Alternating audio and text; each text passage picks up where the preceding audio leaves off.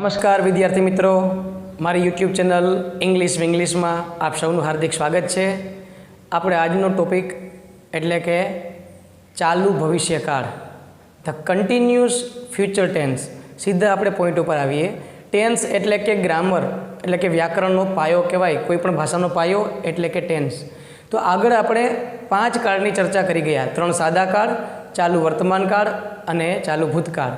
હવે આપણે આજે જે કાળની ચર્ચા કરવા જઈ રહ્યા છીએ એ છે ચાલુ ભવિષ્યકાળ. તો એનો ઉપયોગ ક્યારે થાય? જો આ કાળ છે ને એ કોમ્પિટિટિવ એક્ઝામની દ્રષ્ટિએ ખૂબ જ અગત્યના છે. મોટા ભાગના પ્રશ્ન ટેન્સમાંથી પૂછાય છે, એટલે કાળને ડીપમાં વ્યવસ્થિત સમજવો પડે, એના ક્રિયાપદને સમજવું પડે. તો ચાલુ ભવિષ્યકાળનો ઉપયોગ ક્યારે થાય?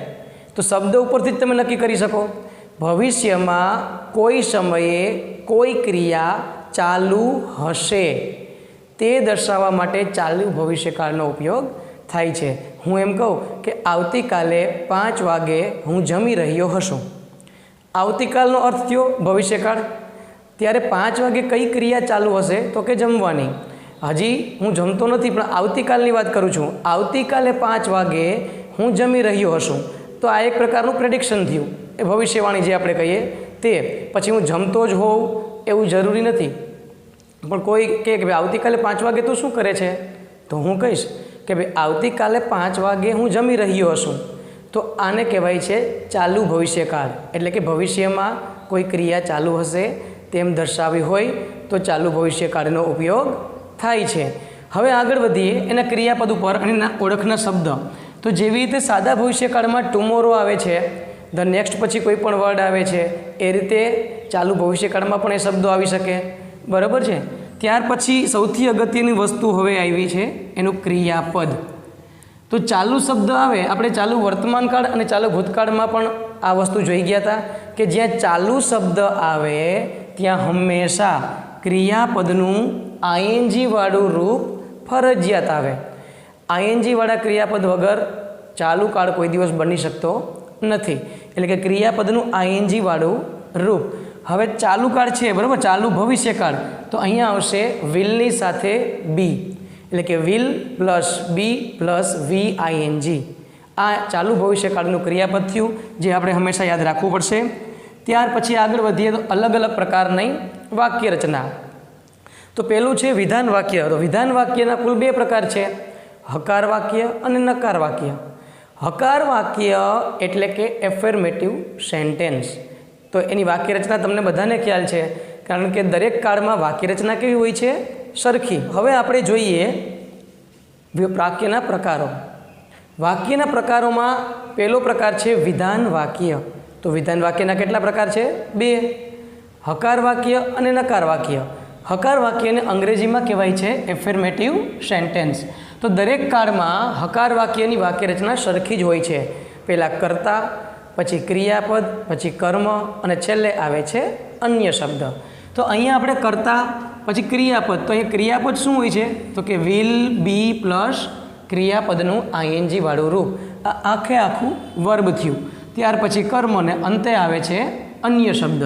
હવે એ વાક્ય રચના આપણે ઉદાહરણ દ્વારા સમજીએ. તો પહેલાં કર્તા આપેલ છે, જુઓ રાહુલ છે, એ કોણ છે? કર્તા. ત્યાર પછી ક્રિયાપદ. તો ક્રિયાપદમાં વિલની સાથે બી અને એની સાથે ક્રિયાપદનું આઈએનજી વાળું રૂપ, એટલે કે આપણું વર્બ. ત્યાર પછી આવે છે ઓબ્જેક્ટ, કર્મ અને છેલ્લે આવે છે અધર વર્ડ્સ, જેને કહેવાય છે અન્ય શબ્દ. એ રીતે અહીંયા કર્તા તરીકે શું આપેલ છે? ધ્યેય, સર્વનામ આપેલ છે. કર્તા તરીકે કાં તો નામ હોય કાં તો સર્વનામ હોય. ત્યાર પછી છે ક્રિયાપદ, વર્બ, એટલે કે વિલ બી પ્લસ ક્રિયાપદનું આઈએનજી વાળું રૂપ. દરેક કાળમાં કેવું ક્રિયાપદ હોય એ તમારે ખાસ યાદ રાખવું પડશે. સૌથી વધારે જરૂરિયાત એની પડવાની છે. આગળ વધીએ. આમાં કર્મ. તો કર્મ તો છે નહીં, તો એવું જરૂરી નથી કે દરેક વાક્યમાં કર્મ હોય. બરાબર છે. કર્મ વગર પણ વાક્ય બની શકે, અન્ય શબ્દ વગર પણ વાક્ય બની શકે, પણ કર્તા અને ક્રિયાપદ ફરજિયાત છે. કર્મ નથી તો અહીંયા અન્ય શબ્દ શું આપેલા છે? અધર વર્ડ્સમાં ઇન એક્ઝામ, નેક્સ્ટ વીક. મોટે ભાગે અન્ય શબ્દમાં સ્થળદર્શક શબ્દ અને સમયદર્શક શબ્દ જોવા મળે છે. તો આ હતી હકાર વાક્યની વાક્ય રચના. ત્યાર પછી આપણે જોઈએ નેગેટિવ, નકાર વાક્ય રચના. તો નકાર વાક્ય બનાવવું હોય તો એમાં નોટ મૂકવું પડે, અને નોટ હંમેશા કોને લાગશે? સહાયકારક ક્રિયાપદને. એના સિવાય બીજે ક્યાંય નોટ લાગી શકતું નથી. તો અહીંયા કર્તા છે, વિલ છે, સહાયકારક ક્રિયાપદ આપણી પાસે કયું છે અહીંયા? વિલ. તો વિલ પછી હું શું મૂકીશ? નોટ શબ્દ મૂકીશ, બરાબર? એટલે નકાર વાક્ય બની જશે. ચાલો આપણે એક્ઝામ્પલ દ્વારા સમજીએ કે Bhumi will be reading a story in the morning. હવે આને જો નકાર વાક્યમાં ફેરવવું હોય તો સહાયકારક ક્રિયાપદ કયું હોય પૂછે આ વાક્યમાં? વિલ. ત્યાર પછી હું નોટ મૂકી દઈશ, એટલે વાક્ય આપણું આમ બનશે: Bhumi will not be. Will not ન લખવું હોય તેનું શોર્ટ ફોર્મ થશે વોન્ટ. બી બાકી બધું એમને reading a story in the morning. તો આ વાક્ય બની ગયું નકાર. તો હવે જોઈએ આપણે બીજું વાક્ય. એમાં પણ એમ જ રીતે આવશે: વિવાન વિલ. હવે હું શું મૂકીશ? Not. Be reading a book tomorrow. આ બની ગયું આપણું નકાર વાક્ય. એના પછીનો આપણે જોઈએ પ્રકાર, તો એ પ્રકાર છે પ્રશ્નાર્થ વાક્ય, જેને અંગ્રેજીમાં કહેવાય છે ઇન્ટ્રોગેટિવ સેન્ટેન્સ. એના પણ બે પ્રકાર છે. તો પહેલો પ્રકાર આપણે જોઈએ એમાં યસ નો ક્વેશ્ચન, એટલે કે એવા પ્રશ્નો કે જેનો જવાબ તમારે યસ અથવા નોમાં આપવો પડે, એ સિવાય આપણે જવાબ આપી શકતા નથી. તો આવા પ્રશ્નને કહેવાય છે યસ નો ક્વેશ્ચન. તો ચાલો આગળ વધીએ યસ નો ક્વેશ્ચન તરફ. તો હા, પહેલાં આપણે યાદ કરી લઈએ આપણા યસ નો ક્વેશ્ચનના સ્ટેપ કયા હતા. આગળના 5 કાર્ડમાં મેં તમને સમજાવ્યા હતા. એ દરેક કાર્ડમાં સરખા જ હોય. પહેલું સ્ટેપ સહાયકારક ક્રિયાપદ મૂકવું. બીજું સ્ટેપ કર્તા. ત્રીજું સ્ટેપ મુખ્ય ક્રિયાપદ. ચોથું સ્ટેપ કર્મ. અને પાંચમું સ્ટેપ અન્ય શબ્દ. અને લાસ્ટમાં આવશે પ્રશ્નાર્થ ચિહ્નની નિશાની. હવે આપણે આપણી દેશી રીતે યાદ રાખવું હોય તો કઈ રીતે રાખશું? તો કે પહેલાં સહાયકારક ક્રિયાપદ, આટલું કર્યા પછી વાક્યની શરૂઆતમાં વહી જવાનું. વયા ગયા, રસ્તામાં આવતું જાય એ બધું લેતું જવાનું, અને છેલ્લે પ્રશ્નાર્થ ચિહ્ન ભૂલવાનું નહીં. આપણે આ રીતે પ્રેક્ટિસ દ્વારા સમજીએ. તો પહેલું આપ્યું છે he will be starting games on the ground. તો પહેલાં સહાયકારક ક્રિયાપદ કયું આપ્યું છે? વિલ. તો હું પહેલાં વિલ મૂકી દઉં. ઓકે, હવે આ ક્યાં વહી જવાનું? પોતપોતાની ઘરે નહીં, વાક્યની શરૂઆતમાં. ચાલો, યોગ્ય વાક્યની શરૂઆતમાં શું આવ્યું? હી. પછી વિલ આવ્યું. તો વિલ તો મેં લખેલું છે એટલે પછી બીજી વાર લખાય નહીં. Be starting games on the ground. પ્રશ્નાર્થ ચિહ્ન એટલે કે આ ચોટલો આપણે ભૂલવાનો નહીં. સેમ એ રીતે આમાં સહાયકારક કયું છે? વિલ. આટલું કર્યા પછી વાક્યની શરૂઆતમાં વહી જવાનું. વયા ગયા, રસ્તામાં આવતું જાય એ બધું લેતું જવાનું, અને છેલ્લે શું નહીં ભૂલવાનું? પ્રશ્નાર્થ ચિહ્ન ક્યારેય પણ ભૂલવાનું નથી. એટલે છેલ્લે આવે છે ક્વેશ્ચન માર્ક. પ્રશ્ન પછી આપણે જોઈએ WH ક્વેશ્ચન, પ્રશ્ન વાક્યનો બીજો પ્રકાર. હવે WH ક્વેશ્ચનમાં મેઇન 4 જે છે આપણે એ સમજવાના છીએ: વુ, વોટ, વેર અને વેન. હવે WH ક્વેશ્ચન અને યસનો ક્વેશ્ચન બંનેની વાક્ય રચનામાં માત્ર એક જ ફેરફાર થાય. આપણે કરવાનું શું? WH ક્વેશ્ચનમાં WH વર્ડ પહેલાં મૂકવાનો, પછીના બધા સ્ટેપ યસનો ક્વેશ્ચનની જેમ જ આવશે. પણ એક વસ્તુનું ધ્યાન રાખવાનું કે WH ક્વેશ્ચનમાં કંઈક ને કંઈક વસ્તુ દૂર થાય છે. શું દૂર થાય એ આપણે સમજીએ. તો પહેલાં હું તમને સમજાવું છું વુ. વુનો અર્થ થાય કોણ. હવે વુ વડે જ્યારે પ્રશ્ન બનાવવામાં આવે ત્યારે આપેલા વાક્યમાંથી કર્તા દૂર થાય, અને કર્તા હંમેશા ક્યાં હોય છે? વાક્યની શરૂઆતમાં. બરાબર છે? ખ્યાલ ન આવે તો ક્રિયાપદને કોણ વડે પ્રશ્ન પૂછો ને, જે જવાબ મળે એ આપણો કર્તા હોય. આપણે ટ્રાય કરીને જોઈ લઈએ. ચાલો, મારે વુ વડે પ્રશ્ન બનાવવું છે તો આપણો પહેલો સ્ટેપ હતું જેના વડે પ્રશ્ન બનાવવું છે એ શબ્દ લખવાનો.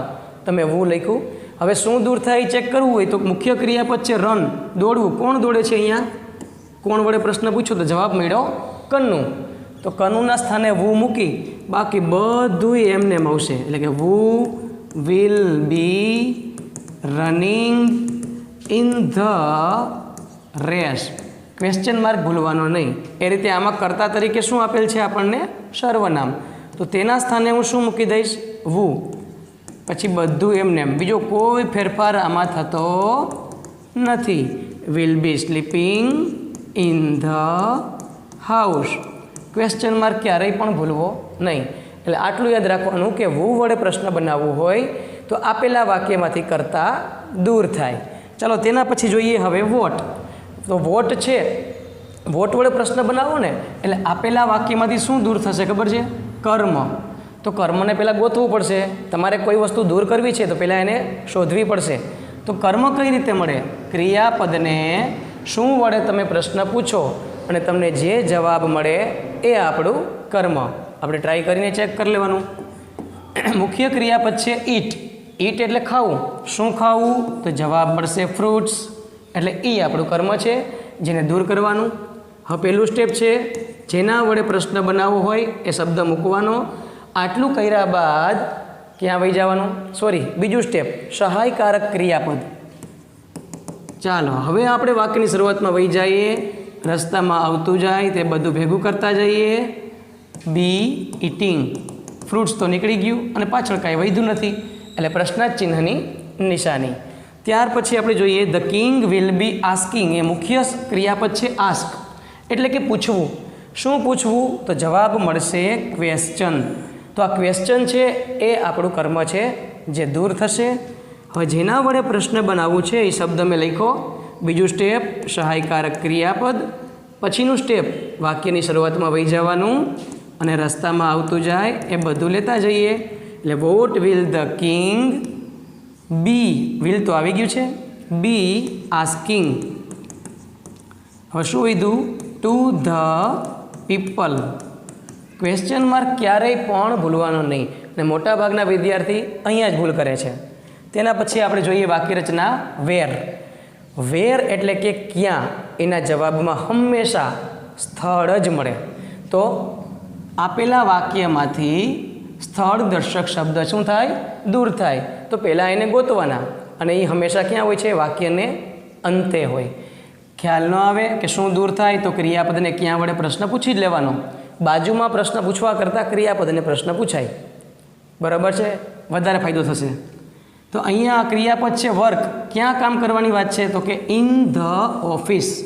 આ આપણો સ્થળ દર્શક શબ્દ થયા જે દૂર થશે. હવે જવાબ લખીએ તો જેના વડે પ્રશ્ન બનાવવું છે એ શબ્દ એટલે કે વેર. બીજું સ્ટેપ સહાયકારક ક્રિયાપદ. આટલું કર્યા પછી વાક્યની શરૂઆતમાં વહી જવાનું. શું એવું? તો કે માય ફાધર વિલ તો આવી ગયું. બી વર્કિંગ. ઇન ધ ઓફિસ શબ્દ છે એ દૂર થશે છેલ્લે ક્વેશ્ચન માર્ક. એ રીતે બીજામાં મુખ્ય ક્રિયાપદ કટ છે, કાપવું. ક્યાં કાપવું? તો કે ઇન ધ જંગલ. એ નીકળી જશે. તો મારે કેના વડે પ્રશ્ન બનાવવો છે? વેર. એટલે મેં વેર લખ્યું. ત્યાર પછી બીજું સ્ટેપ સહાયકારક ક્રિયાપદ. વાક્યની શરૂઆતમાં વહી જવાનું. ધ્યેય રસ્તામાં શું આવતું જાય બધું લેતું જવાનું છે પણ જે નીકળી જાય એને આપણે દૂર કરવાના. એટલે ટ્રીઝ આવી ગયું. ક્વેશ્ચન માર્કની નિશાની. તો આ હતી આપણી વેરની વાક્ય રચના. ત્યાર પછી જોઈએ હવે આપણે વેન. વેનનો અર્થ થાય ક્યારે. એટલે કે એના જવાબમાં હંમેશા સમય આવે. એટલે કે સમય દર્શક શબ્દ છે એ દૂર થાય. એ પણ ક્યાં હોય છે? મોટે ભાગે વાક્યને અંતે. ખ્યાલ ન આવે તો ક્રિયાપદને ક્યારે વડે પ્રશ્ન પૂછવાનો. ફ્લાય એટલે ઉડાડવું છે અહીં. બરાબર? ક્યારે? તો કે ટુમોરો. આવતીકાલની વાત છે કારણ કે ભવિષ્યકાળનો નિર્દેશ કરે. કેના વડે પ્રશ્ન બનાવવું છે આપણે? વેન. એટલે પહેલાં મેં વેન લખ્યું. બીજું સ્ટેપ સહાયકારક ક્રિયાપદ. વાક્યની શરૂઆતમાં વહી જવાનું. રસ્તામાં આવતું જાય એ બધું લેતું જવાનું. Flying kites in the sky. Question mark ક્યારેય પણ ભૂલવો નહીં. ત્યાર પછીનું વાક્ય છે એમાં મુખ્ય ક્રિયાપદ છે ડુ એટલે કરવું. ક્યારે કરવાની વાત છે? હોમવર્ક. તો કે ઇન ધ મોર્નિંગ. તો એ શબ્દ છે એ દૂર થશે. કેના વડે પ્રશ્ન બનાવશું આપણે? વેન. બીજું સ્ટેપ સહાયકારક ક્રિયાપદ. આટલું કહેલા પછી વાક્યની શરૂઆતમાં વયા ગયા શી. પછી શબ્દ જે વધતા એ બધા લખી નાખવાના છે. ડુઈંગ હોમવર્ક પ્રશ્નાર્થ ચિહ્નની નિશાની. તો અહીંયા આપણે આ મુખ્ય જે 4 WH વર્ડ છે આપણા એ આપણે શીખા, એની વાક્યરચના શીખી. હવે આ કાળમાં આપણે જેટલું શીખા એટલે કે નકાર વાક્ય, યશનો ક્વેશ્ચન અને WH ક્વેશ્ચન એનું આપણે છેલ્લે એક જ વાક્યમાં પુનરાવર્તન કરી લઈએ. એટલે આખું લેક્ચરનું તમારે રિવિઝન પણ થઈ જશે. તો મેં અહીંયા એક વાક્ય લખ્યું છે કે Ram will be driving a car on the road tomorrow. આપણે બધી વસ્તુઓ એક જ વાક્યમાં કરીએ. ચાલો, તો પહેલાં શું શીખાતા આપણે? પહેલાં કાળ નક્કી કરીએ. આ વાક્યનો કાળ કયો છે? તો કે ING છે એટલે ચાલુ કાળ, અને વિલ બી હોય એટલે કે ભવિષ્ય કાળ. તો કે ચાલુ ભવિષ્ય કાળ, કાળ નક્કી થઈ ગયો. તેના પછી હવે નકાર વાક્ય બનાવવું છે. તો નકાર વાક્યમાં નિયમ હતો કે હવે સહાયકારક ક્રિયાપદ પછી નોટ મૂકવું. તો આમાં સહાયકારક કયું છે? વિલ. તો આપણે શું કરશું? Ram will not be driving a car on the road tomorrow. બરાબર છે? આ નકાર વાક્ય હતું. કેવું વાક્ય બનાવ્યું હતું આપણે? નકાર. હવે આપણે જઈએ છીએ પ્રશ્ન તરફ. એ પણ કેવું? પેલું યશનો ક્વેશ્ચન. તો યશનો ક્વેશ્ચનનું પહેલું સ્ટેપ શું આવે? સહાયકારક ક્રિયાપદ મૂકવું. ચાલો, સહાયકારક શોધવામાં કયું છે? વિલ. એના પછીનું સ્ટેપ વાક્યની શરૂઆતમાં વહી જવાનું, રસ્તામાં આવતું જઈ બધું લેતું જવાનું, છેલ્લે પ્રશ્નાર્થ ચિહ્ન. એટલે કે will Ram be driving a car on the road tomorrow. આ પ્રશ્નાર્થ વાક્ય છે એટલે પ્રશ્નાર્થ ચિહ્ન વગર કોઈ દિવસ શક્ય બને નહીં. હવે WH ક્વેશ્ચનમાં પહેલાં આપણે વુ વડે બનાવીએ.